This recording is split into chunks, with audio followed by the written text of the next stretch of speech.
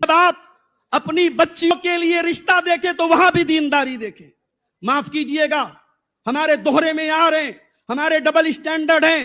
ہم لڑکی جب دیکھنے جاتے ہیں تو ہم بہت ساری چیزیں دیکھتے ہیں.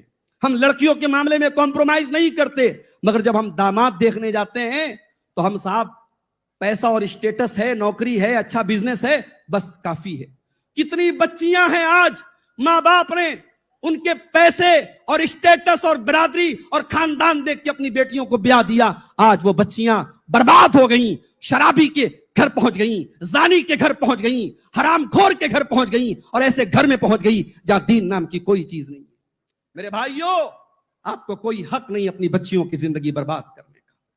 اگر بچیوں کو 1400 سال پہلے ماں کے پیٹ سے نکلنے کے بعد انہیں باپ اپنے ہاتھوں سے زمین میں دفن کر دیتا تھا, اور قرآن اسے بہت بڑا گناہ قرار دیتا ہے. اگر وہ اولاد کا قتل تھا, اگر وہ بیٹی کا قتل تھا, تو اپنی جوان بیٹی کو کسی بے دین سے بیاہ دینا, کسی ایسے شخص سے بیاہ دینا جہاں جا کر کے آپ کی بیٹی دین سے دور ہو جائے, قرآن سے دور ہو جائے, توحید سے دور ہو جائے, واللہ یہ اس بیٹی کے قتل سے بڑا گناہ ہے. آپ نے اس بیٹی کو انہوں نے تو دنیا میں مارا تھا اپنی بچیوں کو, آپ نے تو اپنی بچی کی آخرت کو خطرے میں ڈال دیا, اپنی بچی کی جنت کو آپ نے خطرے میں ڈال دیا.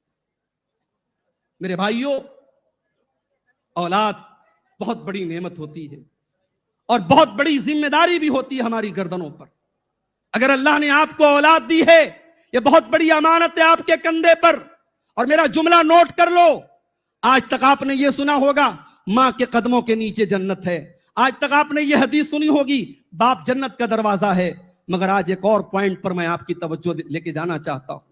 ماؤں سے کہتا ہوں اور ان لوگوں سے کہتا ہوں جو کسی اولاد کے باپ ہیں, کہ آپ کو اگر شریعت نے اتنا اونچا درجہ دیا ہے کہ آپ کے ذریعے آپ کی اولاد کو جنت مل سکتی ہے, تو بہت بڑی ذمہ داری بھی آپ کے کندھے پر ہے. اور اگر اس ذمہ داری میں آپ نے خیانت کی, اس امانت میں آپ نے خیانت کی, تو اللہ کے نبی کا جملہ سن لیجئے, بخاری اور مسلم کے الفاظ ہیں. اللہ کے پیارے نبی صلی اللہ علیہ وسلم فرماتے ہیں, ما من عبد یسترعیہ اللہ رعیتا ثم يموت يوم يموت وهو غاش لرعیتہ الا حرم اللہ علیہ الجنہ.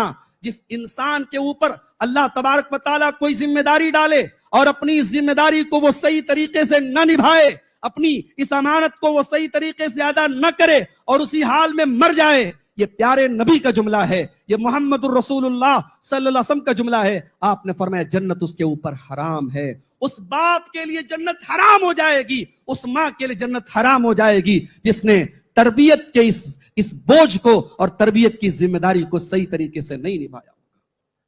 میرے بھائیوں, اپنی اولاد کا جب نکاح کرو صحیح جگہ کرو.